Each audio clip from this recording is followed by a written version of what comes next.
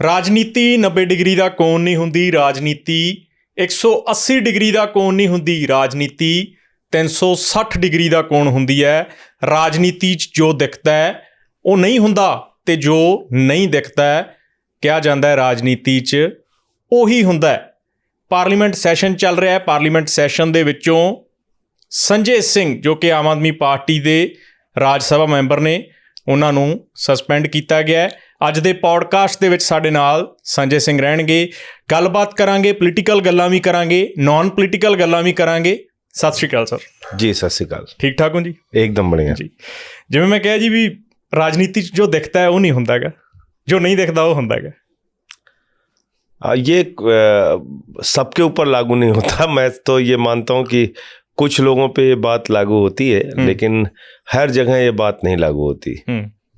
अलग अलग मुद्दे होते हैं, अलग अलग कारण होते हैं। कई बार ये होता है कि राजनीति में जो दिखता है वो होता नहीं है, लेकिन कई बार ऐसा भी होता है कि जो दिखता है वही होता है। तो हम लोग कोशिश यही करते हैं कि जो दिखे वही हो, ऐसी ही राजनीति की जाए। ਜਿਵੇਂ ਤੁਹਾਨੂੰ ਸਸਪੈਂਡ ਕਰ ਦਿੱਤਾ ਗਿਆ ਮੌਨਸੂਨ ਸੈਸ਼ਨ ਦੇ ਵਿੱਚੋਂ, ਤੁਹਾਡਾ ਧਰਨਾ ਚੱਲ ਰਿਹਾ, ਜਾਰੀ ਹੈ ਧਰਨਾ ਤੁਹਾਡਾ? धरना चल रहा है और पहले 3-4 दिनों तक दिन रात का धरना था, और फिर उसके बाद जो ये टीम इंडिया थी उसने तय किया कि जब सुबह 10 बजे से लेके जब तक हाउस चलेगा तब तक धरना चलना है। तो मंडे से फिर से धरना शुरू होगा। कभी क्लास में से निकाला गया है आपको? कॉलेज टाइम या स्कूल टाइम कभी निकाला गया है ऐसे, याद है? मुझे लगता है 5वीं तक में 1-2 बार जरूर निकाला गया था क्लास। उसके बाद नहीं? मुझे उसके बाद तो याद नहीं आ रहा। 5वीं तक क्यों निकाला गया था, मतलब पहले क्यों? वही क्लास में किसी बच्चे से कुछ कहा सुनी हो गई, कुछ हो गया, तो उसके कारण ही निकाला गया था। तो बाकी तो फिर उसके बाद मैं उसी कॉलेज में चला गया जहाँ पे फादर हमारे लेक्चरर थे फिजिक्स के, और मैं उसी 6वीं से लेके आगे की एजुकेशन वहाँ की। तो इसलिए फादर थे वहाँ, तो एक डर भी रहता था। तो इसलिए वहाँ कोई ऐसे चांस नहीं मिले कि कभी निकालना पड़ा हो। तो ये है। 5वीं तक तुसी क्या क्लास चो कढ़िया गया? लड़ाई लड़ाई होंदी सी स्कूल टाइम? लड़े हो? बच्चे छोटे बच्चे रहते हैं तो आपस में लड़ते भी हैं, रोते भी हैं, प्यार भी करते हैं। कुट्टिया किसी ने कुट्टिया? हाँ, एक बार मुझे याद है कि मैं और मेरा एक दोस्त था, लक्ष्मीपति गुप्ता नाम है उसका। तो अभी भी हमारी उसकी दोस्ती है। तो किसी बात पे हम लोगों का झगड़ा हुआ, तो दूसरा जो ग्रुप था उनके बीच और हमारे बीच काफी अच्छी खासी लड़ाई हुई थी। थोड़ा 5वीं जी ग्रुप सीगा प्राइमरी जी? वो बच्चों के बीच में जो होता है, तो उसमें भी सेक्शन वाइज होता है कि ये उस सेक्शन में है, हम इस सेक्शन में है। तो राजनीति किहड़े सेक्शन चो तुसी? राजनीति में तो आम आदमी पार्टी में है, और वो एक सेक्शन है जो इस देश के लोगों के लिए सोचता है, काम करता है, और ऐसी नीतियां बनाने में विश्वास रखता है जिससे आम आदमी का भला हो। विदिन पार्टी, चाहे दिल्ली हो चाहे पंजाब हो। विदिन पार्टी भी सेक्शन होंदे आ, विदिन पार्टी भी धड़ेबंदियां होंदियां, ग्रुप होंदे ने। उससे बचता हूं मैं पार्टी के अंदर कोई धड़ेबंदी के चक्कर में कभी पड़ा ही नहीं। हमेशा ये कोशिश की कि पार्टी आगे बढ़े और सब लोग एक साथ मिलके काम करें। तो मेरा तो हमेशा प्रयास यही रहा है। पंजाब और मेरे बारे में कभी आपको ऐसी शिकायत भी नहीं मिली होगी कि मैं इस धड़े का हूँ कि उस धड़े का हूँ। मैं पार्टी का हूँ, पार्टी के लिए काम करता हूँ। ਜ਼ਿਆਦਾ ਨਾ ਜਿਵੇਂ ਅਸੀਂ ਪੰਜਾਬ ਦੀ ਰਾਜਨੀਤੀ ਕਵਰ ਕਰਦੇ ਹਾਂ, ਪੰਜਾਬ ਦੇ ਲੋਕਾਂ 'ਚ ਵਿਚਰਦੇ ਹਾਂ ਜ਼ਿਆਦਾ। ਜਦੋਂ ਤੁਸੀਂ ਉੱਧਰ ਬੈਠੇ ਸੀ ਨਾ, ਮੈਂ ਆਇਆ ਤੁਹਾਡੇ ਡਰਾਇੰਗ ਰੂਮ 'ਚ ਵੀ ਅਸੀਂ ਦੇਖ ਰਹੇ ਸੀ ਸੈੱਟ ਕਿੱਥੇ ਲਾਉਣਾ, ਤੁਸੀਂ ਐਂ ਬੈਠੇ ਹੋਏ ਸੀ। ਅਤੇ ਜਿਵੇਂ ਉਹ ਵੈੱਬ ਸੀਰੀਜ਼ ਦੇ ਵਿੱਚ ਅੱਜ ਕੱਲ੍ਹ ਜਿਵੇਂ ਪੋਲੀਟੀਸ਼ੀਅਨਸ ਨਹੀਂ ਵਿਖਾਉਂਦੇ ਸਾਰੇ, ਉਹ ਤੁਸੀਂ ਐਂ ਇੱਕ ਲੱਤ ਇੱਥੇ ਧਰੀ ਹੋਈ ਸੀ, ਐਂ ਬੈਠੇ ਹੋਏ ਸੀ। ਉਹ ਪੂਰੀ ਮੈਨੂੰ ਉਹ ਫੀਲਿੰਗ ਆ ਰਹੀ ਸੀ ਵੀ ਜਿਵੇਂ यूपी ਵਾਲੇ ਪੋਲੀਟੀਸ਼ੀਅਨਸ ਲਾਈਕ, ਹੈ ਨਾ, ਉਹ ਸਾਰਾ। नहीं, पंजाब के पॉलिटिशियन थोड़े होर तरह के। मैं ये महसूस करता हूँ कि जो भी मिलने जुलने आए घर पे, उनसे आराम से बैठ के बातचीत की जाए, तो उनको भी ये रिलैक्स होके बैठो आराम से, हम भी बैठ के बात करते हैं, और कोई इसका कारण नहीं। एक थोड़ी टोन बोली, जिवें ओ किसी ने पूछा तुसी कैसे आए हो, है ना, मतलब हाँ काम के लिए आए हो। ਹੋ ਜਾ ਉਹ ਮੈਨੂੰ ਐ ਮਤਲਬ ਉਹ ਪੂਰੀ ਵੈਬ ਸੀਰੀਜ਼ ਵਾਲੇ ਜਿਹੜੇ ਪੋਲੀਟੀਸ਼ੀਅਨਸ ਨੇ ਉਹ ਫੀਲਿੰਗ ਆ ਰਹੀ ਸੀ, ਪੰਜਾਬ ਵਾਲੇ ਥੋੜੇ ਹੋਰ तरह हो जाते। नहीं ऐसा नहीं है, काम जिसका भी रहता है और जो भी मुझसे हो सकता है, जितने भी लोग मुझे जानते होंगे आप उनसे पूछेंगे जी, मैं तुरंत हर आदमी का काम निपटाने में यकीन रखता हूँ। जिसका जो काम है, किसी से कहना है, हॉस्पिटल का काम है, किसी डीसी से काम है, किसी एसपी से काम है, तुरंत फोन करके उनका काम जितना हो सकता है मदद करने की कोशिश करता हूँ। तो इसलिए कोई भी आता है सबसे पहले मैं पूछता हूँ कैसे आए हो, क्या काम है। हमारे से तो पूछा नहीं क्योंकि आपका तो पता था ना किस लिए आए हो। ठीक है, तो मैं ये बोल रहा था जिमें धड़ेबंदी होंदी है, जिमें थोड़े दिन पहले ना पंजाब के लीडर कोले बैठा, किसी कोले मैं स्पीकर विधान सभा कोल बैठा कुलतार सिंह संधवा कोल, मैं कही धड़ेबंदी जिमें गल चली, कहते हरेक थां हुंदी है, कहते ठीक है, कहते पर कहते बच के रही धड़ेबंदी तो, पर कहते धड़े तो हुंदे ही है, थोड़ा किहड़ा धड़ा? नहीं, मैं फिर दोहरा रहा हूँ कि मैंने कभी भी पार्टी के अंदर धड़ेबंदी बनाने की कोशिश ही नहीं की। जिन्होंने की थी, जो लोग किए उनसे पूछिए, मैं उस पर कोई कमेंट भी नहीं करता हूँ। मैंने कभी नहीं की, और मैंने हमेशा ये प्रयास किया कि पूरी पार्टी एकजुट होकर काम करे, और कोई धड़ा बनाने से कोई फायदा नहीं होता, उससे अल्टीमेटली पार्टी का नुकसान होता है, कोई फायदा नहीं होता। अगर आपको राजनीति करनी है, कुछ आप देश समाज के लिए करना चाहते हैं, तो बेहतर ये होता है कि आप किसी धड़े के बजाय जो आपका उद्देश्य है, जिसके लिए आप राजनीति में आए हैं, वो काम कीजिए और सब लोग मिलकर काम कीजिए। ये काम मुश्किल भी है, मैं ये भी कह रहा हूँ कि धड़ेबंदी में आदमी फंस जाता है जी, लेकिन ये उससे फायदा नहीं होता पार्टी को। उससे ना जो व्यक्ति राजनीति कर रहा होता है उसका फायदा होता है, ना पार्टी का फायदा होता है। कुछ समय के लिए फायदा जरूर हो सकता है, लेकिन वैसे फायदा नहीं होता। ਮਾਈਨਿੰਗ ਦਾ ਡਿਪਲੋਮਾ ਕੀਤਾ ਸੀ ਤੁਸੀਂ, ਰਾਜਨੀਤੀ ਵਾਲੇ ਪਾਸੇ ਕਿਵੇਂ ਆ ਗਏ ਵੀ ਇੱਧਰ? ਕਿਵੇਂ ਤੁਹਾਡਾ ਪਹਿਲਾਂ ਇੰਟਰਸਟ ਸੀਗਾ ਪਹਿਲਾਂ ਰਾਜਨੀਤੀ 'ਚ ਹੀ ਆਉਣਾ? एकदम नहीं। मैंने Orissa school of mining engineering Keonjhar से अपना डिप्लोमा किया, और उसके बाद पिताजी का प्रयास था कि मैं नौकरी करूं, तो कुछ दिनों तक सतना में मध्य प्रदेश में एक माइंस के अंदर काम किया, प्राइवेट माइंस में। कितने टाइम ली? मेरे ख्याल से 6 महीने, इससे ज़्यादा नहीं, और भी कम रहा होगा। नौकरी चंगी नहीं लगी और फिर आ गए घर जी, और घर आ गए तो वहाँ हम लोगों ने एक संस्था बनाई चंद्रशेखर आज़ाद जी के नाम पे, 98 में, आज़ाद समाज सेवा समिति। हाँ, और फिर मैं उस संस्था में खूब जम के मैंने काम किया। हॉस्पिटल में डेली हम लोग जाते थे अपनी टीम के साथ। कोई आदमी बीमार है तो उसकी जो मदद कर सकते हैं वो करते थे। कोई ऐसा है जिसके आगे पीछे कोई नहीं है, तो उन मरीजों का नहलाना धुलाना, और अगर साफ सफाई करना, उनका पट्टी करवाना। तो हॉस्पिटल में रेगुलर अपनी टीम के साथ मैं काम करता था। फिर हम लोगों ने ब्लड डोनेशन का काम शुरू किया जी। तो अगर किसी को ब्लड की ज़रूरत होती थी, उस जमाने में ब्लड देना मतलब बहुत पुण्य का काम, बहादुरी का काम माना जाता था कि अरे भाई कोई आदमी किसी को ब्लड कैसे दे सकता है अपना। एक डर भी था लोगों के दिमाग में, इतनी जानकारी भी नहीं थी, तो बड़ी मुश्किल होती थी लोगों को। कई बार लोग अपनी माँ के लिए ज़रूरत है तो भी देने को तैयार नहीं होते थे, अपनी पत्नी के लिए ज़रूरत है तो भी ब्लड देने के लिए तैयार नहीं होते थे। तो हम लोगों ने कुछ लोगों का ग्रुप बनाया, शुरू किया काम, और ब्लड डोनेशन का काम शुरू हुआ। आपके पिताजी ने ये नहीं कहा कि मतलब नौकरी छोड़ के आ गए? नहीं, वो टोकते थे, बोलते थे, बार बार कहते थे कि यार तुमने पढ़ाई की है, तुमको इसलिए पढ़ाया लिखाया कि कुछ नौकरी करके अपने पैर पे खड़े होगे, कुछ घर परिवार को चलाने में मदद करोगे। फादर भी हमारे टीचर थे, मदर भी हमारी टीचर थी जी। तो ऐसा कोई बहुत आर्थिक संकट नहीं था, मतलब गांव में ज़मीनें हैं तो वहाँ से अनाज वगैरह जो है वो भी आ जाता था, और फादर मदर की सैलरी थी, तो उससे घर का खर्चा चल जाता था। लेकिन ये हर माँ बाप की इच्छा होती है कि उसका बेटा पढ़ लिख के नौकरी करे, तो वो बार बार कहते थे इस बात को कि भाई कुछ ना कुछ अब तुमको करना चाहिए, अपने पैर पे खड़े होना चाहिए। लेकिन मन नहीं लगा नौकरी वाले काम में, और कहीं जाके सुबह 10 बजे से लेके शाम को 5 बजे तक 6 बजे तक किसी की नौकरी करना, सरकार की नौकरी करना, उस काम में मन नहीं लगा। और जब ये हमने शुरू किया आज़ाद समाज सेवा समिति, शहीद चंद्रशेखर आजाद जी के नाम पे, तो इसमें बहुत अच्छा लगने लगा, खुद को अच्छा लगने लगा। कोई तब तो हम लोगों को कोई पहचानता जानता भी नहीं था, लेकिन अगर जैसे मान लीजिए किसी को हॉस्पिटल में रात में 12 बजे 1 बजे भी ब्लड की ज़रूरत हो रही है, या किसी का ऑपरेशन है, किसी के लिए जाके खड़े होना है, उसकी मदद करना है, तो जब वो काम हो जाता था तो अंदर से बहुत खुशी होती थी कि चलो किसी के काम आ पाए। फिर गर्मियों में हम लोगों ने पौशाला चलाना शुरू किया, प्याऊ का काम।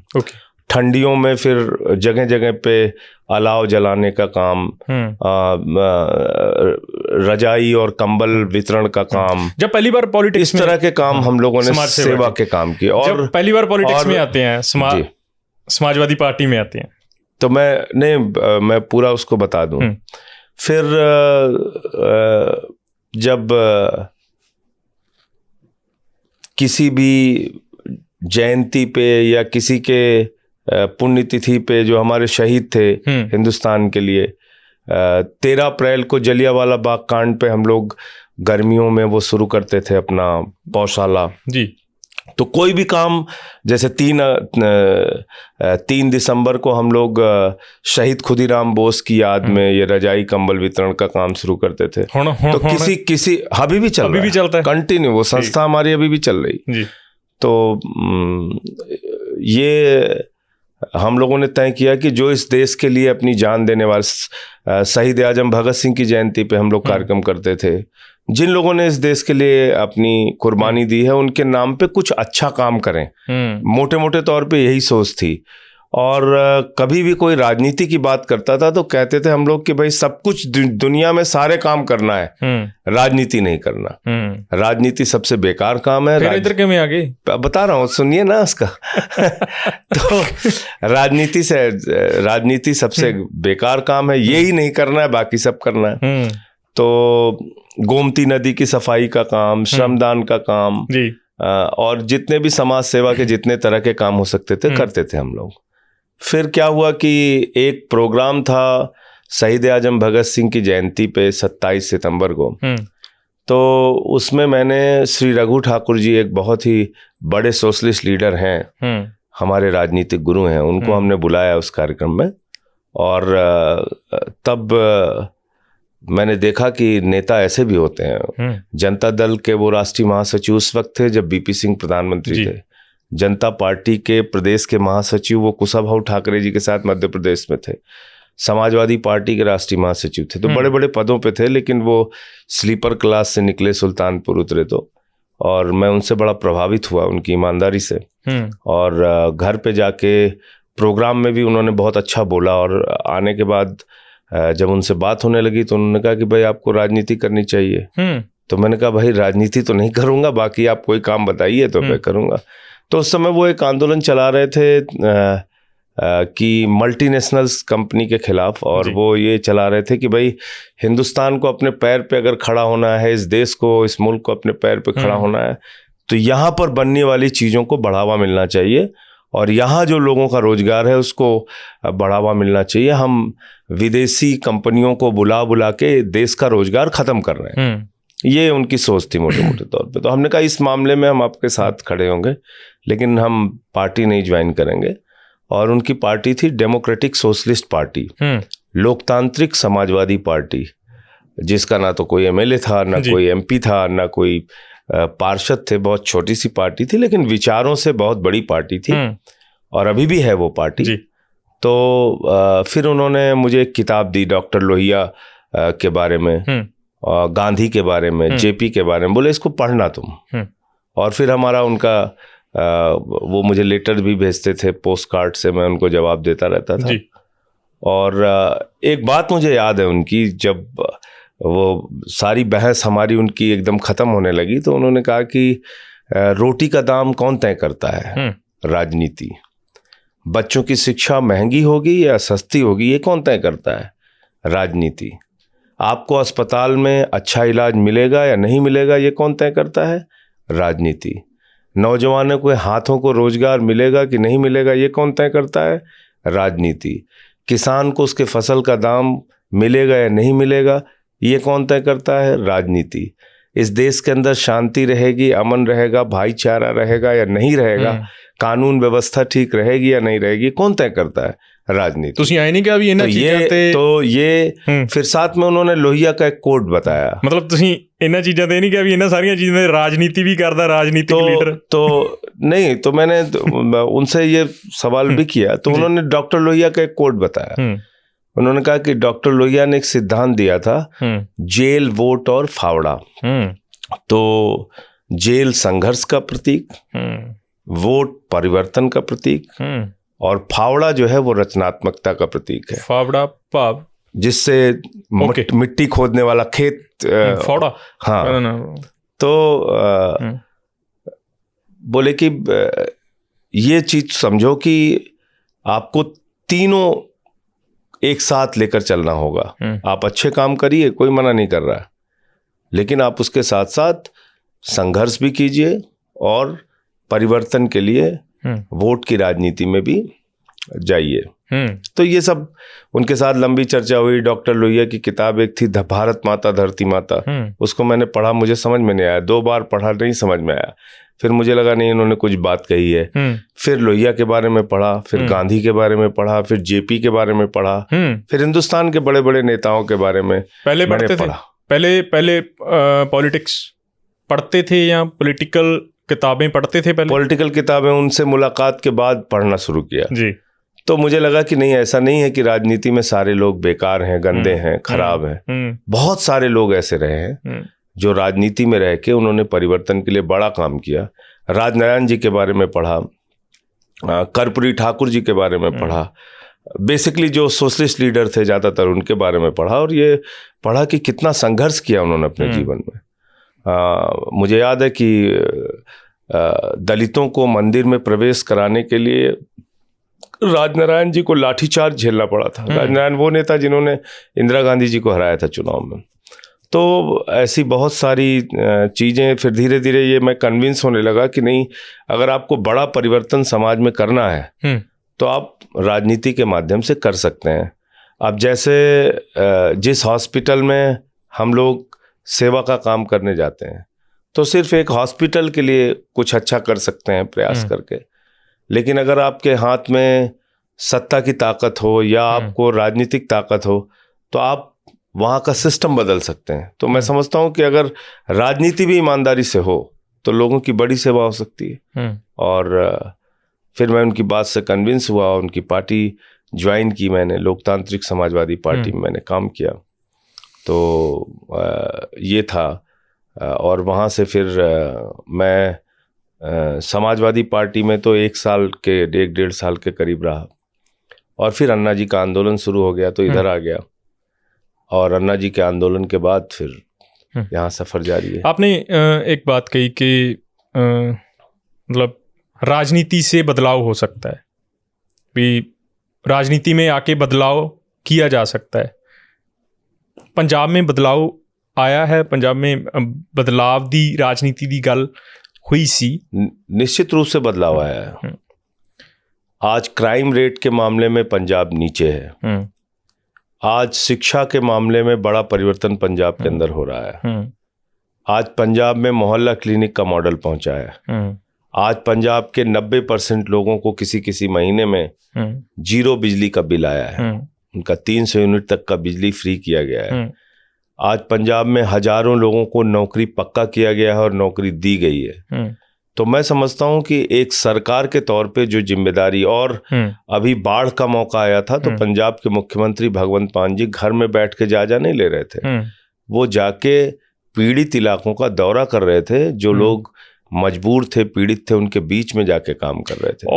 जैसे तो एक ऐसा इंसान जिसके मन में, जिसके दिल में लोगों के लिए दर्द है, पीड़ा है, उसकी तकलीफ को समझता है, उस व्यक्ति का नाम है भगवंत मान। तो मैं समझता हूँ कि ये एक बहुत अच्छी चीज़ है कि एक मुख्यमंत्री हो या मंत्री हो, उसके अंदर मानवीयता का पक्ष होना चाहिए, ह्यूमैनिटी होनी चाहिए, जो भगवंत मान के अंदर है। छोटे चंगे मित्र है, सिफता कर रहे हैं। नहीं, मैं सिर्फ इसलिए नहीं, मैं काम के आधार पे कह रहा हूँ। और पार्लियामेंट में हम लोगों का अच्छा तालमेल था। वो लोकसभा में थे, मैं राज्यसभा में। नहीं, मैंने भी पता थोड़े सब तो क्लोज नहीं। हाँ, नहीं, वो प्रेम तो है, वो अब एक वो जीवन भर रहेगा। वो तो दोस्ती के तौर पे जो उनके साथ हमारा जो उनका रिश्ता है वो तो अब जीवन भर रहेगा, उसमें तो कहीं कोई दो राय है ही नहीं है। आपको मिलने आए थे वहाँ पे, धरने पे मिलने आए थे, क्या बोले?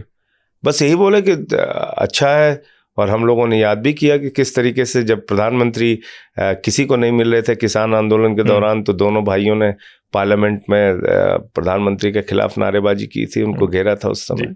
तो ऐसी पुरानी कुछ यादों की चर्चा हुई और उन्होंने कहा कि बिल्कुल सही है, जारी रखिए लड़ाई। लड़ने के मामले में तो हमारी पार्टी विपक्ष की मजबूत भूमिका निभा रही। तो भगवंत मान ने अच्छा बदलाव किया। और देखिए, दिल्ली और पंजाब दो हमारा मॉडल है। केजरीवाल जी दिल्ली में पिछले 3 बार से चुनाव जीत रहे हैं, तो अपने मॉडल के जरिए उन्होंने 49 दिन की सरकार के बाद जो उसके काम थे उसके आधार पे 67 सीटें पाई। दोबारा उन्होंने जब चुनाव 2020 में लड़ा तो वो कहने लगे, उन्होंने पहली प्रेस कॉन्फ्रेंस करके कहा, अगर दिल्ली के लोगों के लिए मैंने काम किया है तो वोट दीजिएगा, नहीं काम किया तो वोट मत दीजिएगा। ये बात कौन कह सकता है? जो चीफ मिनिस्टर आपके लिए काम करेगा। तो यहाँ पर भी एजुकेशन पे, हेल्थ पे, बिजली पे, पानी पे सारा काम करने के बाद, महिलाओं के लिए बस की फ्री यात्रा, सब कुछ करने के बाद मुनाफे का बजट 8 साल से दिल्ली की सरकार दे रही है, तो अच्छी बात है। आपने क्राइम रेट की बात की, विपक्ष वाले बोलते हैं पंजाब में, अब तो अलायंस हो गया आपका, खैर पंजाब में तो विरोधी धਿਰ में है कांग्रेस, मतलब क्राइम रेट की बात करें, मतलब कई इंसिडेंट्स ऐसे हुए, मतलब सिद्धू मूसेवाला या कई और इंसिडेंट्स ऐसे। देखिए, ऐसा है कि मैं जिसको लेके विपक्ष थोड़ा सा पंजाब का इंचार्ज रहा हूँ जी अपनी पार्टी का 2017 तक जी, और मुझे याद है कि किस तरीके से वहाँ पर अमृतसर में एक हत्या का मामला हुआ था, एक पुलिस वाले की हत्या, जो अपनी बेटी के लिए न्याय मांग रहा था जी। मैंने देखा है पंजाब में किस तरीके से ड्रग्स का पूरा जाल फैला हुआ था उस वक्त, और पूरी दादागिरी और गुंडागर्दी फैली हुई थी चारों तरफ।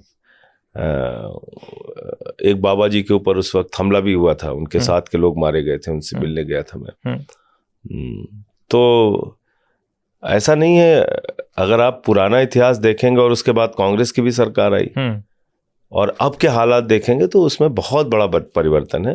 आरोप लगाने के लिए तो विपक्ष में है, कोई भी कुछ कह सकता है, उस पर तो रोक है नहीं।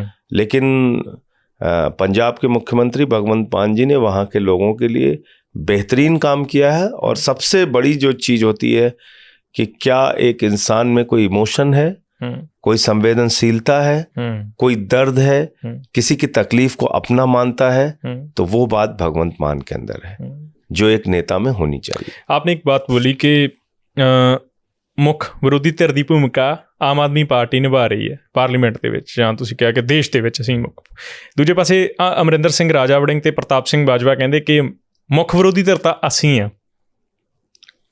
ठीक है, कोई हम उनकी बात को क्यों कॉन्ट्राडिक्ट? कांग्रेस है, कहते कांग्रेस है मुख्य विरोधी धਿਰ ਤਾਂ। ठीक है, वो अपनी जगह जहाँ भूमिका निभा पा रहे हैं अपनी भूमिका निभा रहे हैं। बीजेपी आज कह रही है कि इंडियन एंटी करप्शन मूवमेंट चो निकली पार्टी ਜਿਹੜੀ ਕਾਂਗਰਸ ਖਿਲਾਫ मोर्चा खोल के मूवमेंट चो निकली, अज कांग्रेस ना अलायंस कर गई। देखो, बीजेपी अगर करप्शन के खिलाफ बोलती है तो ऐसा लगता है ओसामा बिन लादेन अहिंसा पे उपदेश दे रहा है। तो अगर ओसामा बिन लादेन जो है वो आपको नॉन वायलेंस पे कुछ उपदेश दे, डाकू गब्बर सिंह बोले कि भाई इस देश के अंदर अहिंसा होनी चाहिए, तो ऐसी बीजेपी की हालत है। बीजेपी कौन सी पार्टी है? बीजेपी वो पार्टी है जिसका राष्ट्रीय अध्यक्ष बंगारू लक्ष्मण वो रक्षा सौदे में दलाली खाते हुए पकड़े गए और उनको सजा हुई। 1 लाख रुपए की रिश्वत ली थी उन्होंने। और उस जमाने में मुझे याद है कि किसी को अगर 10 लाख रुपए चाहिए होता था तो लोग कहते थे 10 बंगारू चाहिए। तो ये तो बीजेपी की छाप है। बीजेपी कौन सी पार्टी है जिसने आसाम में कांग्रेस में रहते हुए हेमंत विश्व शर्मा के खिलाफ वाटर घोटाला खोला, उसी हेमंत विश्व शर्मा को अपनी पार्टी में लाते हैं, उसके खिलाफ ईडी सीबीआई की जांच चल रही थी, उसको लाके मुख्यमंत्री बना दिया। बंगाल में शारदा स्कैम, नारदा स्कैम चलता है, मुकुल राय के खिलाफ, शुभेंदु अधिकारी के खिलाफ, उनको पार्टी में लाते हैं, किसी को लीडर ऑफ अपोजिशन, किसी को पार्टी का नेशनल वाइस प्रेसिडेंट बना देते हैं। येदियुरप्पा को, जो माइनिंग करप्शन में फंसता है, उसको कर्नाटक का मुख्यमंत्री बना देते हैं। जो व्यापम स्कैम में फंसता है, उसको शिवराज सिंह को मध्य प्रदेश का मुख्यमंत्री बना देते हैं। भोपाल में हमारे प्राइम मिनिस्टर स्पीच देते हैं कि 70,000 करोड़ का घोटाला अजीत पवार और उनकी टीम ने किया है। 3 दिन के बाद अजीत पवार को उप मुख्यमंत्री बना देते हैं। हसन मुशर्रफ, जिनके खिलाफ ईडी की जांच चल रही होती है, उनको मंत्री बना देते हैं। तो 2014 के बाद इस देश में एक मोदी वॉशिंग पाउडर निकला है, जो बहुत पॉपुलर है। आप हत्या करें, लूट करें, डकैती करें, देश को लूटें, बर्बाद करें, कुछ भी करें आप, लेकिन मोदी वॉशिंग पाउडर से आपको धुल के राजा हरिश्चंद्र बना दिया जाएगा।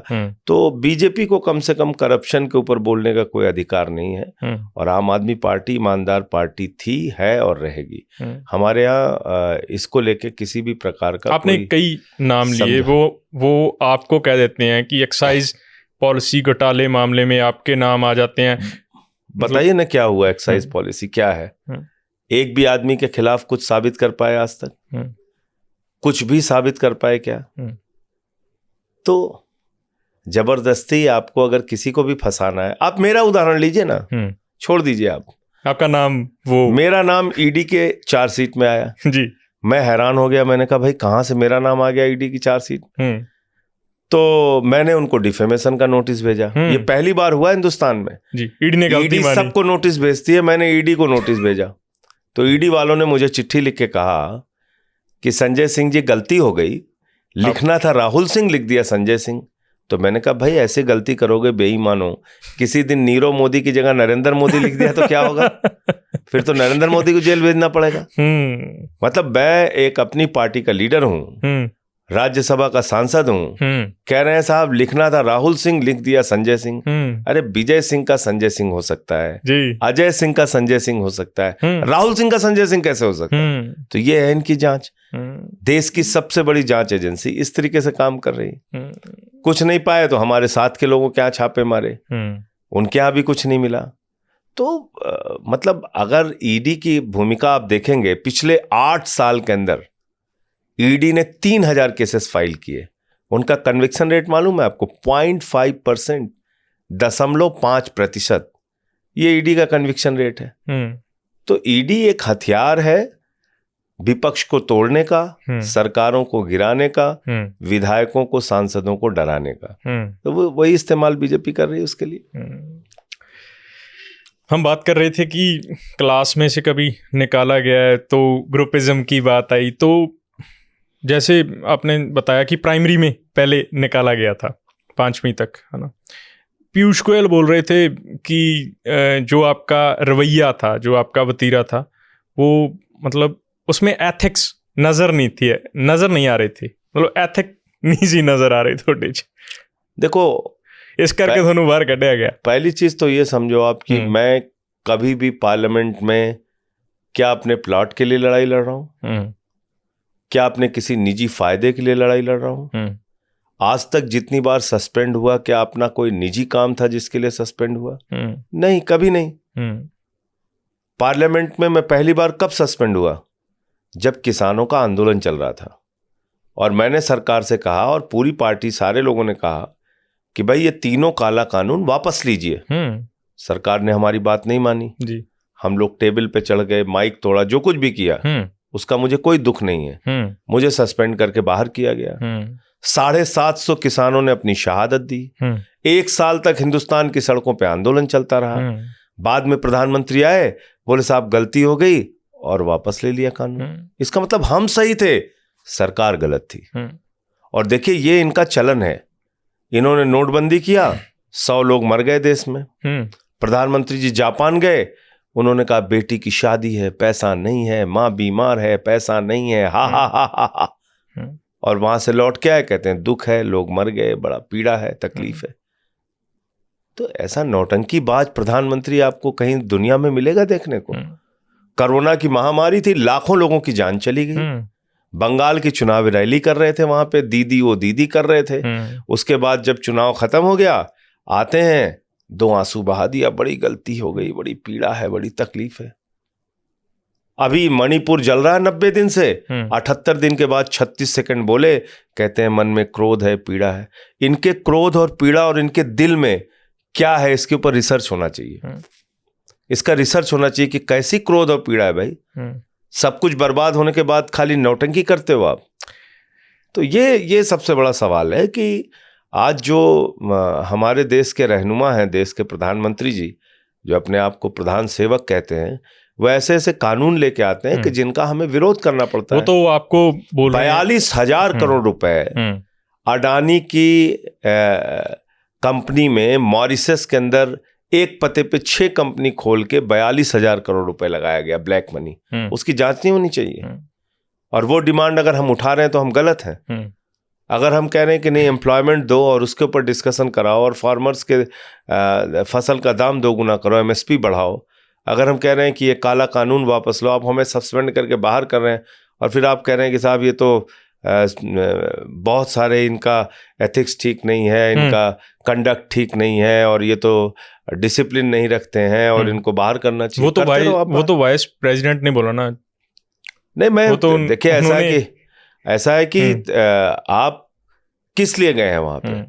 और अगर हमारे संविधान निर्माताओं ने एक चेयर बनाई होती और बाहर सामने सबको बैठने के लिए बनाया, तो बेल बना किस लिए? जब आपको कोई ना सुने तो वहां विरोध दर्ज कराने के लिए तो बना है। तो मैं गया उसमें। 267 का नोटिस 3 दिन से लगातार दे रहा था। 50 लोगों ने एक दिन में नोटिस दिया, 27 लोगों ने एक दिन में नोटिस दिया। नहीं सुनी जा रही बात। तो क्या तरीका है अपने पास? हमने विरोध किया और मैं ऐसा मानता हूं कि अगर आप विपक्ष में हैं तो आपको उसका फर्ज निभाना चाहिए और वही फर्ज मैंने निभाया। कोई ऐसा गलत काम नहीं किया। इंडिया स्ट्रांग है? हाँ, बिल्कुल स्ट्रांग रहेगा। बिल्कुल रहेगा, बिल्कुल रहेगा। और पीएम मोदी बोल रहे हैं, पीएम मोदी बोल रहे हैं कि इंडिया नाम रख के लोगों को गुमराह किया जा रहा है। देखिए, मैंने पीएम का बयान सुना और मुझे शर्म आती है कहते हुए कि देश का प्रधानमंत्री भारत की तुलना आतंकवादी संगठन से कर रहा है। क्या आप एक इंडियन मुजाहिदीन नाम के देश के, जहां पे इंडियन मुजाहिदीन से आप इंडिया की तुलना कर रहे हो, उस देश के आप प्रधानमंत्री हैं? आपको इंडिया नाम से इतना परहेज हो गया? डिजिटल इंडिया किसने दिया? स्टार्टअप इंडिया किसने दिया? मेक इन इंडिया किसने दिया? खेलो इंडिया किसने दिया? प्राइम मिनिस्टर ऑफ इंडिया कौन है? गवर्नमेंट ऑफ इंडिया क्या है? बताइए ना। आप इंडिया के नाम से कितने टीवी चैनल्स हैं? सबके नाम हटा दोगे आप? इंडियन एक्सप्रेस अखबार है, नाम बदल दोगे आप? इतना आप घबरा गए? कह रहे हैं इंडिया नाम ब्रिटिश ने दिया है। तो बीजेपी फॉर इंडिया, ये बीजेपी, जो बीजेपी फॉर इंडिया उनके ट्विटर हैंडल पे लिखा हुआ, बीजेपी क्या अंग्रेजों का संगठन है? अंग्रेजों ने बनाया बीजेपी को? आप मुझे बताइए। क्विट इंडिया मूवमेंट, ये किसने कहा? राष्ट्रपिता महात्मा गांधी ने। भारत छोड़ो आंदोलन, ये किसने कहा? हमारे फ्रीडम फाइटर्स ने। और उस दौरान बीजेपी के पुरखे क्या कर रहे थे? हिस्ट्री में जाना होगा आपको। बीजेपी के पुरखे थे श्यामा प्रसाद मुखर्जी। वो फाइनेंस मिनिस्टर थे बंगाल की गवर्नमेंट में उस जमाने में। मुस्लिम लीग के साथ मिलकर इन लोगों ने सरकार बनाई थी। और वहां पर श्यामा प्रसाद मुखर्जी ने अंग्रेज गवर्नर को चिट्ठी लिखी थी कि हुजूर माई बाप, इस क्विट इंडिया मूवमेंट को, इस भारत छोड़ो आंदोलन को कुचल देना चाहिए, बर्बाद कर देना चाहिए। यह तो बीजेपी के पुरखों का इतिहास है। तो उनको देश से क्या लेना देना है? उनका एक ही काम है, देश को तोड़ो, देश को बांटो, देश को लड़ाओ, देश में नफरत फैलाओ, हिंदू को मुसलमान से लड़ाओ, हिंदू को सिख से लड़ाओ, हिंदू को ईसाई से लड़ाओ, हिंदू जाट को गैर जाट से लड़ाओ, मराठा को गैर मराठा से लड़ाओ, आदिवासी 2 समुदायों से लड़ाओ, किसानों को पुलिस के जवान से लड़ाओ, पहलवानों को पुलिस के जवान से लड़ाओ। इसीलिए मैंने बीजेपी का नाम बदल के भारतीय झगड़ा पार्टी रख दिया है। जहां इनको लाओगे झगड़ा, मैं ये बात बहुत गंभीरता से कह रहा हूं, ये भारतीय झगड़ा पार्टी ये देश में सिर्फ झगड़ा करा सकती है, ना आपको नौकरी दे सकती है, ना किसानों को फसल का दाम दे सकती है, ना महंगाई कम कर सकती है, ना इस देश को तरक्की के रास्ते पर ले जा सकती है। ये भारत के प्रधानमंत्री नहीं है, ये अडानी के प्रधानमंत्री हैं, इंडिया के प्रधानमंत्री नहीं है। इनको दिन रात सिर्फ एक आदमी की चिंता सताती है, अडानी। चलो अडानी ਆਪਾਂ ਹੁਣ ਨੌਨ ਪੋਲੀਟੀਕਲ ਜੀਆਂ ਗੱਲਾਂ ਕਰਦੇ ਹਾਂ, ਬਹੁਤ ਪੋਲੀਟੀਕਲ ਗੱਲਾਂ ਹੋ ਗਈਆਂ। ਤੇ ਤੁਸੀਂ ਕਿਹਾ ਸੀ ਪੋਲੀਟਿਕਸ ਮੈਨੂੰ ਵਧੀਆ ਨਹੀਂ ਸੀ ਲੱਗਦੀ ਗੀ, ਹੋਰ ਸਾਰੇ ਕੰਮ ਕਰਨੇ ਆ, ਰਾਜਨੀਤੀ ਨਹੀਂ ਕਰਨੀ। ਰਾਜਨੀਤੀ ਤੁਸੀਂ ਬਹੁਤ ਘੈਂਟ ਕਰ ਰਹੇ ਹੋ, ਮਤਲਬ ਵਾਹਵਾ ਮੇਚ ਆਈ ਵੀ ਆ, ਵਾਹਵਾ ਫਿੱਟ ਆਈ ਹੋਈ ਆ।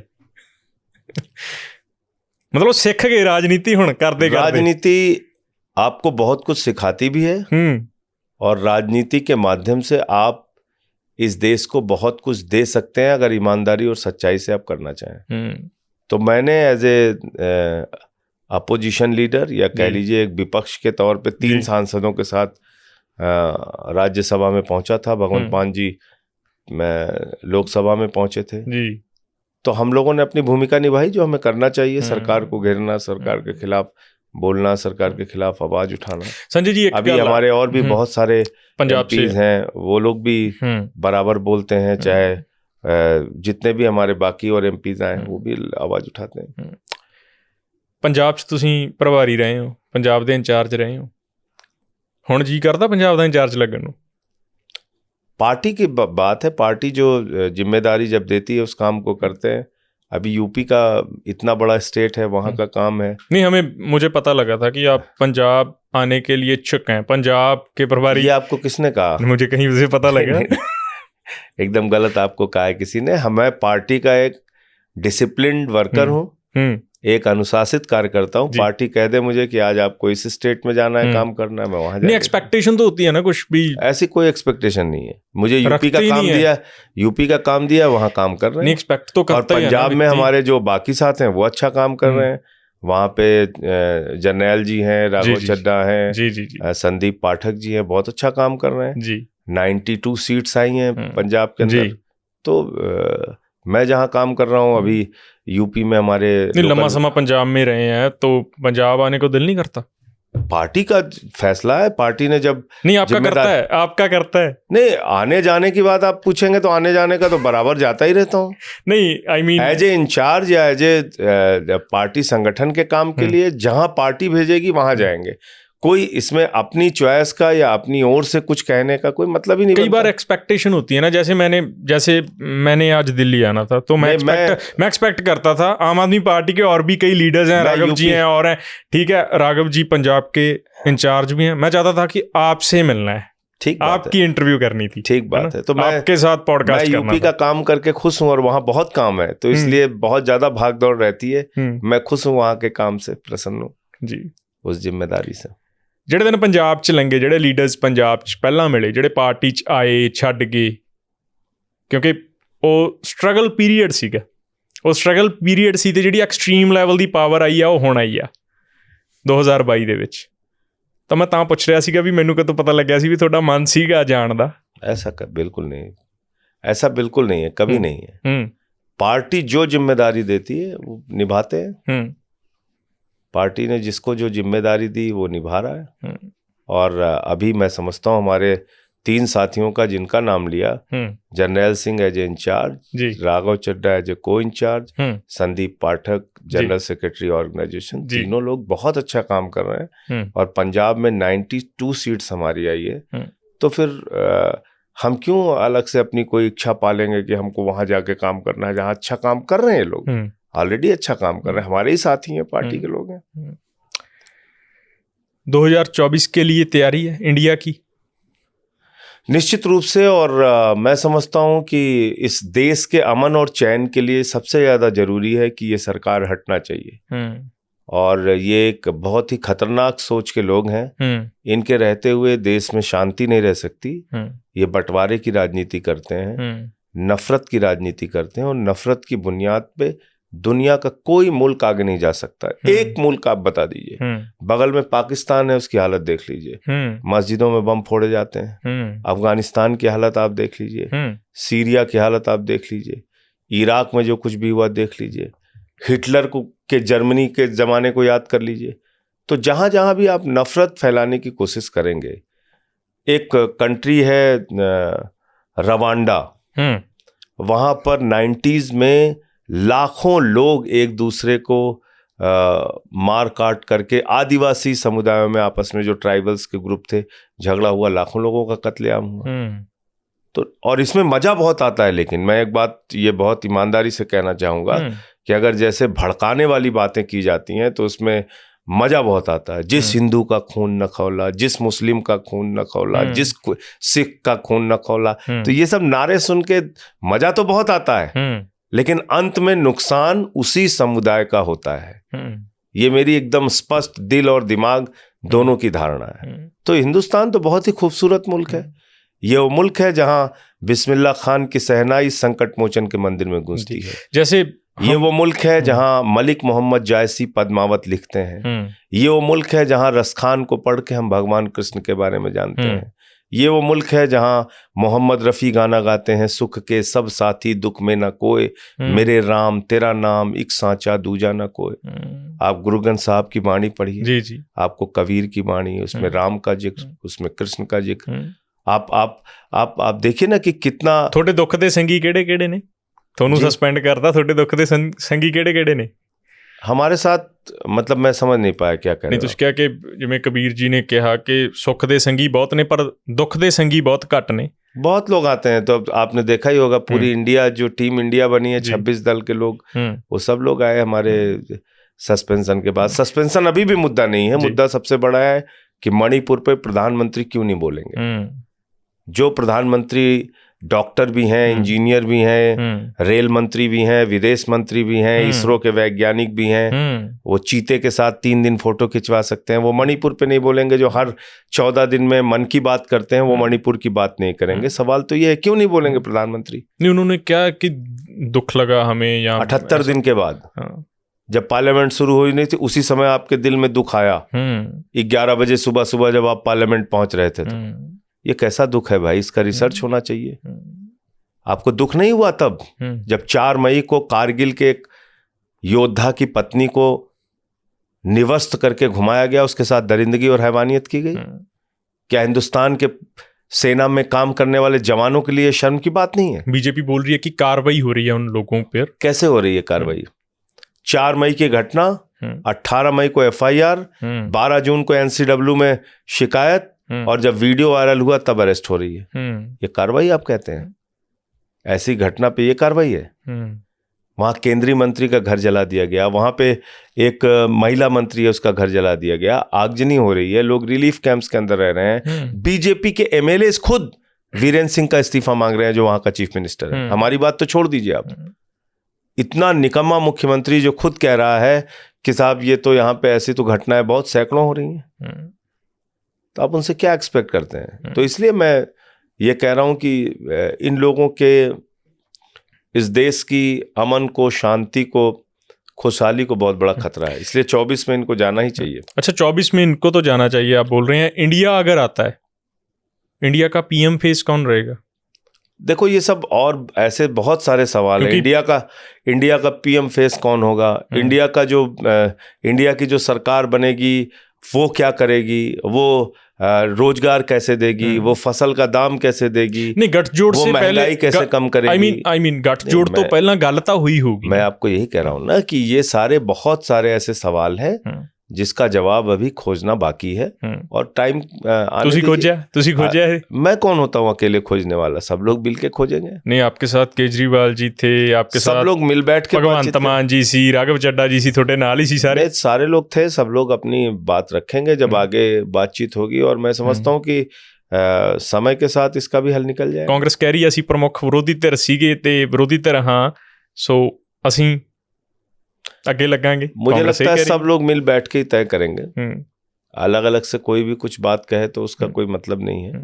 सारे लोग मिल के ही तय करेंगे। एक मेरा सवाल है, ਜੇ ਮਤਲਬ ਸੱਤਾ ਚਾਹੁੰਦੇ ਹੋ, ਜੇ 24 ਦੇ ਵਿੱਚ ਜਿਹੜਾ ਮਹਾਗਠਜੋੜ ਹੈ ਸੱਤਾ ਦੇ ਵਿੱਚ ਆਉਂਦਾ, ਕਈ ਵਾਰੀ ਇਤਿਹਾਸ ਦੇ ਵਿੱਚੋਂ ਆਪਾਂ ਐਗਜ਼ਾਮਪਲ ਲੈ ਕੇ ਦੇਖ ਲਈਏ, ਜਾਂ ਮੈਂ ਅੱਜ ਸਵਾਮੀ ਸੁਬਰਾਮਨੀਅਮ ਸਵਾਮੀ ਕੋਲ ਬੈਠਾ ਸੀ ਤਾਂ ਉਹ ਕਹਿੰਦੇ ਵੀ ਮਹਾਗਠਜੋੜ ਦੀਆਂ ਜਿਹੜੀਆਂ ਸਰਕਾਰਾਂ ਉਹ ਚੱਲਣ 'ਚ मतलब बहुत प्रॉब्लम आती है या मुश्किल आती है, ਉਹਦੇ ਲਈ ਕੀ स्ट्रेटजी है? देखिए, मुझे अटल जी की एक बात याद है। 96 में देवगौड़ा की सरकार बनी जी, तो 13 दल उसमें शामिल थे, 13 पॉलिटिकल पार्टीज। तो अटल जी ने कहा कि 2 पैर से इंसान चलता है, 4 पैर से जानवर चलता है, 13 पैरों से चलने वाली देवगौड़ा की सरकार कैसे चलेगी? और उसके बाद जब उनको प्रधानमंत्री बनना हुआ तो अटल जी को 23 दलों के साथ मिलकर सरकार बनानी पड़ी, 23 पॉलिटिकल पार्टी, एनडीए बनाया उन्होंने। मोदी जी क्या कहते थे? मैं अकेला शेर हूं, अकेले सबको पटक दूंगा, कोई मेरे सामने नहीं है। ये इंडिया गठबंधन के बाद एक परिवर्तन देखा कि नहीं देखा आपने? क्या देखा आपने? 9 साल के बाद उन्होंने एनडीए की मीटिंग बुलाई, 9 साल के बाद जी। और उस एनडीए में कौन नहीं है? अकाली दल नहीं है, शिवसेना नहीं है, जेडीयू नहीं है, जो इनके बड़े साथी थे वो गायब है। नहीं, वो कह रहे हैं ना अकाली दल, वो कह रहे हैं संयुक्त अकाली दल है, सुन तो उद्धव ठाकरे जी नहीं है तो दूसरी शिवसेना है। सुन तो लीजिए ना, नहीं है, ये ओरिजिनल पार्टियां नहीं है। तो अब आप सोचिए कैसे कैसे दलों को बुलाया, 38 राजनीतिक दलों को एनडीए में बुलाया, 26 ऐसे दल थे जिसके पास एक भी सांसद नहीं, 7 ऐसे दल थे जिसके पास एक सांसद है। कैसे कैसे नाम है उनके, हम, तुम, कहां, कैसे, लेकिन, वेकिन, मेकिन, कामा, फुल स्टॉप, सबको बुला लिया। वो कह रहे साहब हम दल नहीं है, बोले नहीं कमल के दलदल में आओ। तो कमल के दलदल में सबको खींच के ले गए, सबको डुबाएंगे। खुद तो ये लोग 24 में जाने वाले हैं और सारे ये जो एनडीए का अब ये नाटक कर रहे हैं, बहुत देरी हो चुकी है और इस देश की जनता भी बहुत ऊब चुकी है। इंडिया तो नहीं डूबेगा? इंडिया नहीं डूबेगा, इंडिया नहीं डूबेगा, इंडिया आगे बढ़ेगा और इंडिया आगे बढ़ रहा है। और इसीलिए प्रधानमंत्री जी घबराए हुए हैं, दिन रात इंडिया को गालियां दे रहे हैं। प्रधानमंत्री दिन रात इंडिया को लेके घबराए इतना हुए हैं कि वो इंडिया की तुलना आतंकवादी संगठन से कर रहे हैं, वो तो इंडिया का अपमान कर रहे हैं। अभी इनके एक एमपी ने लिख के दिया कि कॉन्स्टिट्यूशन से ही इंडिया को हटा दो। तो आरबीआई से भी इंडिया को हटा दोगे आप? क्या करना क्या चाहते हैं ये? रिजर्व बैंक ऑफ क्या लिखेंगे?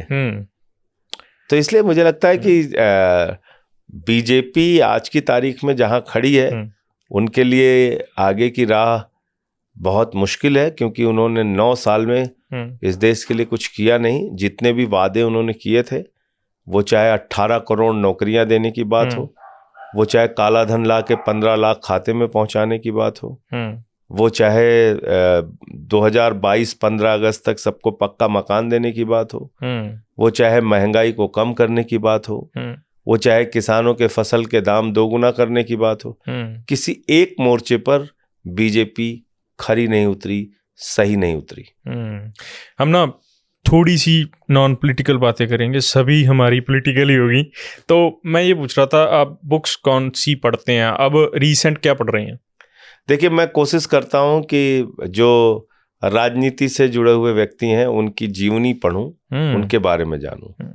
जैसे मैंने आपको बताया, सबसे पहले मैंने डॉक्टर लोहिया के बारे में पढ़ा। आज क्या मतलब अब क्या पढ़ रहे हैं? रीसेंट क्या पढ़ रहे हैं? अब ज्यादातर कोशिश तो ये रहती है कि जो सब्जेक्ट पार्लियामेंट में आ रहे हैं तो उसके बारे में ठीक से पता होना चाहिए, जो बिल आ रहे हैं उसके बारे में पता होना चाहिए जी। फिर सरकार उसमें क्या गलत कर रही है, क्या सही कर रही है, उसके बारे में पता होना चाहिए, तभी आप बोल पाते हैं। अदरवाइज आप नहीं बोल सकते। अगर आपको, और ये पार्लियामेंट ऐसी जगह है जहाँ पे तुरंत पॉइंट ऑफ ऑर्डर आ जाता है आपके खिलाफ, तो इसलिए बहुत सोच समझ के जानकारी लेके और कई जगहों से उस चीज को वेरीफाई करके तब बोलना होता है। स्केड्यूल क्या रहता है? तो वो तो बड़ा खराब है। रात में 1:30-2 बज जाता है सोने में और सुबह उठने में थोड़ा नहीं। देखिए, हमारे साथ ये समस्या रही कि कोई मिलने का समय निर्धारित नहीं है। रात में भी बहुत सारे लोग आ जाते हैं कि भाई ये काम है, तो कब उनके साथ मिलना बैठना उसमें हो टाइम नहीं प्रॉपर दिंदे भी, इन्ने तो इन्ने मिलांगे, इन्ने तो इन्ने दफ्तर ते, इन्ने तो इन्ने घरे। ऐसा नहीं है। मुझे एक नेताजी की बात याद है। किनकी? एक नेताजी हमारे यहाँ थे, तो वो घर पे अपने लिखवाए थे कि मिलने का समय सुबह 9 बजे से 11 बजे तक, शाम को 5 बजे से लेके 7 बजे तक। जब वो चुनाव में गए वोट मांगने, तो लोगों ने अपनी घड़ी दिखाई उनको, बोले नेताजी वोट मांगने, अभी वोट मांगने का टाइम नहीं है, उसी टाइम पे आना। तो वो बातें मुझे याद रहती हैं। पॉलिटिशियन के लिए ऐसा कोई टाइम, तुसी तो राज्यसभा एमपी हो जी, नहीं तो आप देखो ना हमारे घर हमेशा आपको सुबह से लेकर रात तक लोग, मैं संगठन का भी तो काम करता हूँ, और यूपी जैसा स्टेट है, इसके अलावा भी दूसरे स्टेट्स के भी लोग आते हैं। और अगर आप, और मैं आपको ये बता दूं कि राज्यसभा एमपी से पहले भी जब संगठन का भी काम करता था जी, तब भी ऐसे ही लोग आना जाना होता था सबका। अच्छा, पंजाब में कौन सा पॉलिटिशियन आपका फेवरेट है? पंजाब में भगवंत मान?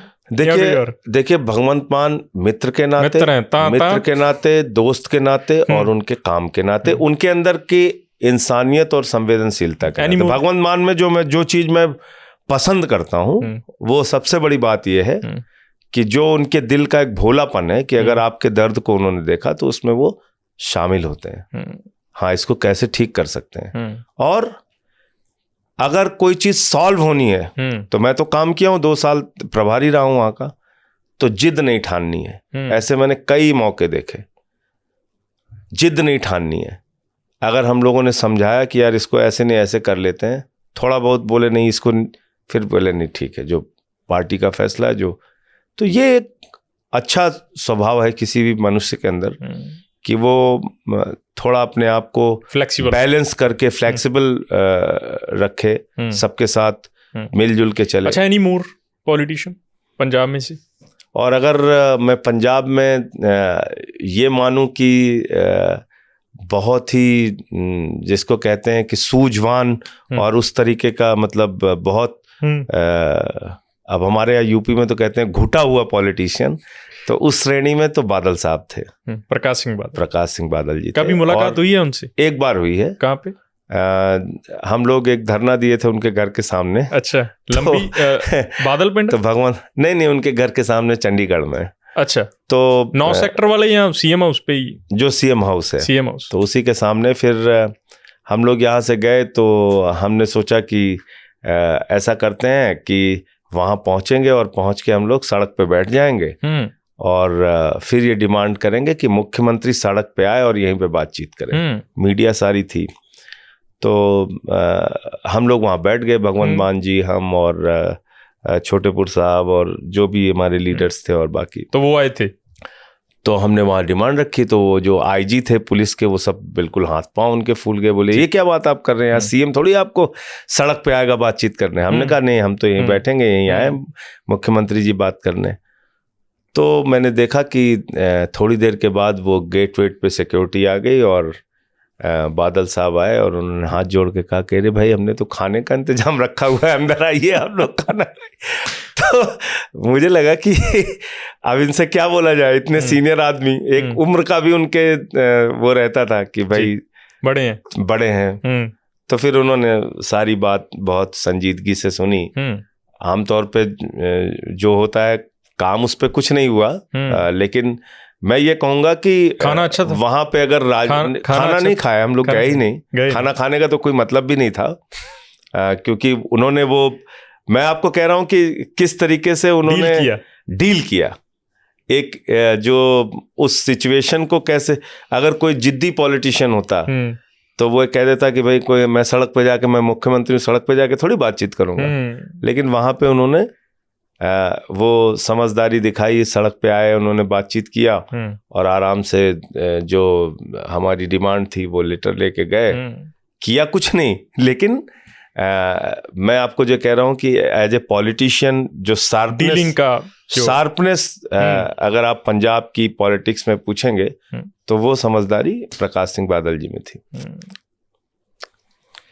मतलब मैं जब उनकी डेथ भी हुई है ना थोड़ा समय पहले, है ना, तो कई विपक्ष के भी, मतलब जो कह लीजिए मतलब अकाली दल के जो विरोधी पार्टियां है ना, मतलब वो सारे आए, सब ने मतलब सोक मते भेजे, जिवें चाहे प्रताप सिंह बाजवा होण या कांग्रेस होवे, ईवन सारियां पार्टीज है ना, PM खुद उत्थे जाके आए।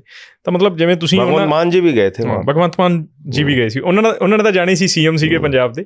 ਤਾਂ ਮਤਲਬ ਪਹਿਲੇ ਦਿਨ ਵੀ ਜਦੋਂ 28 ਸੈਕਟਰ ਉਹਨਾਂ ਦੇ ਆਫਿਸ, ਪਾਰਟੀ ਆਫਿਸ, ਉਦੋਂ ਵੀ ਹਰਜੋਤ ਬੈਂਸ ਜੀ ਤੇ ਵਿੱਤ ਮੰਤਰੀ ਵੀ ਜਾ ਕੇ ਆਏ। ਤਾਂ ਮਤਲਬ ਜਦੋਂ ਇੰਨਾ ਵੱਡਾ ਸਿਆਸਤਦਾਨ ਜਿਵੇਂ ਤੁਸੀਂ ਕਹਿ ਰਹੇ ਹੋ ਵੀ ਉਹਨਾਂ ਦੀ ਡੀਲਿੰਗ ਬਹੁਤ ਅੱਛੀ ਸੀ, ਮਤਲਬ ਕੁਛ ਚੀਜ਼ਾਂ ਸਿੱਖੀਆਂ ਉਹਨਾਂ ਤੋਂ ਜਾਂ ਗ੍ਰਹਿਣ ਕੀਤੀਆਂ, ਜਾਂ ਜੇ ਮੈਂ ਪੁੱਛਾਂ ਤੁਹਾਨੂੰ ਤੁਹਾਡਾ ਸਿਆਸੀ ਗੁਰੂ ਕੌਣ ਰਿਹਾ ਹੈਗਾ? नहीं, मैंने तो बताया कि रघु ठाकुर जी के साथ मैंने काम किया। कोई और मतलब और थोनू कोई वधिया लगता होवे उनका? नहीं, निश्चित कैसे तो इंस्पिरेशन मिलती होगी, उन्हीं से मिलती है। और मैं बराबर उनके संपर्क में भी रहता हूँ, उनके पास जाता भी हूँ, बीच बीच में मिलता रहता हूँ उनसे। तो निश्चित रूप से उनसे बहुत कुछ सीखा है रघु ठाकुर जी से। ਤੁਸੀਂ ਪ੍ਰਕਾਸ਼ ਸਿੰਘ ਬਾਦਲ ਜੀ ਦੀ ਗੱਲ ਕੀਤੀ ਹੈ, ਮੈਂਬਰ ਪਾਰਲੀਮੈਂਟ ਨੇ ਉਹਨਾਂ ਦੇ ਪੁੱਤਰ ਸੁਖਬੀਰ ਸਿੰਘ ਬਾਦਲ, ਕਦੇ ਉਹਨਾਂ ਨਾਲ मुलाकात हुई?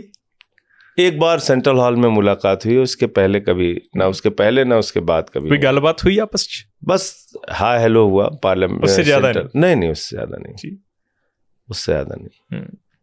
पंजाब के और विपक्ष वाले, चलो हम तो अलायंस ही हो गया, रवनीत बिट्टू जी हो गए या गुरजीत औजला जी, होर उन्हां नाल गल्लां गुल्लां हुंदियां? देखिए, पंजाब में एक चीज मैंने ये देखा कि बड़े जिंदा दिल इंसान हैं वहाँ पे लोग, और पसंद करेंगे तो जान हाजिर है, और अगर नाराज हो गए तो फिर उतना ही विरोध भी आपको झेलना पड़ेगा। तो ये फिर तुसी बना के रख दो पंजाब का, पंजाब का ये जो अंदाज है जिंदगी जीने का, वो इस तरीके का है। और मैंने तो सबसे बना के ही रखा है और बना के ही रखता हूँ। कोई किसी से झगड़ा करने का मतलब भी नहीं है, और कोशिश करता हूँ कि जितना सबके साथ सामंजस्य बन जाए। थोड़े प्रिय मित्र कदे नाराज, थोड़े प्रिय मित्र नाराज होए कदे भगवंत मान? नहीं, कोई कभी भी नहीं। और मैंने आपको बताया तो कि उस मामले में काफ़ी फ्लेक्सिबिलिटी है कि अगर किसी चीज़ को हम लोगों ने समझाया और कहा कि नहीं इसको ऐसे नहीं ऐसे करना है, तो उसमें कोई जिद वाली बात नहीं। और मैंने आपको कभी आए नहीं कहते, मतलब थोड़ा दखल नु आए नहीं कहते भी दखल ज्यादा आए हैं, दखल वाली बातें गलत फैलाई जाती हैं, जो विरोधी कह देते हैं, एकदम गलत बात है। Opposition as a chief minister आप बताइए कि पंजाब के अंदर हर 24 घंटे जो भी उनको डिसीजन लेना होता है, आप हर चीज में दखल दे सकते हैं? संभव नहीं। हाँ, ये है कि अगर कोई अच्छा काम देश के किसी भी हिस्से में हो रहा है, मान लीजिए दिल्ली में फ्री बिजली का एक मॉडल है, और उससे अगर पंजाब को फायदा हो रहा है, तो इसमें बुरी बात क्या है? अगर एक एजुकेशन का सक्सेसफुल मॉडल है, उससे अगर पंजाब में फायदा हो रहा है, तो इसमें क्या बुरी बात है? बाकी ऐसे दखल की बातें जो फैलाई जाती हैं, और इसमें ये कहा जाता है कि यहाँ से दखल है, वहां से दखल है, ऐसी कोई बात नहीं। ये मनगढ़ंत बातें हैं। कुछ कहना चाहूँगे CM साहब ਨੂੰ, पंजाब ਦੇ CM साहब ਨੂੰ? बहुत अच्छा काम कर रहे हैं, आगे भी करते रहें लोगों के लिए, उनकी खुशहाली के लिए। और बहुत लोगों को उन्होंने नौकरियां दी, पक्का किया। 40 साल के बाद पंजाब की नहरों ने पानी देखा, ये अपने आप में बहुत बड़ी बात है। लोगों ने खुशियां मनाई, और हर मोर्चे पर भगवंत मान जी की सरकार अच्छा काम कर रही है। वाहेगुरु जी से, ईश्वर से, प्रभु से यही प्रार्थना है कि अच्छा काम वहाँ के लोगों के लिए करते रहें। जितनी इज्जत, जितना मान सम्मान, और जितना झोली भर भर के लोगों ने वोट दिया है, उनकी उम्मीदों पे खरा उतरे। शुक्रिया जी, बहुत बहुत धन्यवाद आपका, बहुत बहुत धन्यवाद। बोर तो नहीं हुए ना तुसी? नहीं, है ना कोई? Thank you so much. Thank you. ਤਾਂ ਇਹ ਸੀਗੇ ਸੰਜੇ ਸਿੰਘ, ਰਾਜ ਸਭਾ ਮੈਂਬਰ ਨੇ ਆਮ ਆਦਮੀ ਪਾਰਟੀ ਦੇ, ਤੇ ਕਹਿ ਰਹੇ ਨੇ ਕਿ ਇੰਡੀਆ ਮਜ਼ਬੂਤ ਹੈ BJP ਦੇ ਖਿਲਾਫ, ਤੇ ਕਹਿ ਰਹੇ ਨੇ ਕਿ ਇੰਡੀਆ 2024 ਦੇ ਵਿੱਚ ਸਰਕਾਰ ਵੀ ਬਣਾਊਗਾ। ਨਾਲ ਦੀ ਨਾਲ ਇਹਨਾਂ ਨੇ ਕਿਹਾ ਹੈ ਕਿ ਜਿਸ ਤਰੀਕੇ ਦੇ ਨਾਲ ਲੋਕ ਮਾਰੂ ਨੀਤੀਆਂ ਜਿਹੜੀਆਂ BJP ਲਿਆ ਰਹੀ ਹੈ, ਉਸ ਦੇ ਖਿਲਾਫ ਇੰਡੀਆ ਇਕਜੁੱਟ ਹੈ ਤੇ ਇਕਜੁੱਟ ਹੀ ਰਹੇਗਾ। ਅੱਜ ਦਾ ਪੋਡਕਾਸਟ ਤੁਹਾਨੂੰ ਕਿਵੇਂ ਲੱਗਿਆ, ਤੁਸੀਂ ਕਮੈਂਟ ਬਾਕਸ ਦੇ ਵਿੱਚ ਦੱਸ ਸਕਦੇ ਹੋ। ਹੁਣ ਮੈਨੂੰ ਦਿਓ ਇਜਾਜ਼ਤ, ਬਹੁਤ ਬਹੁਤ ਧੰਨਵਾਦ।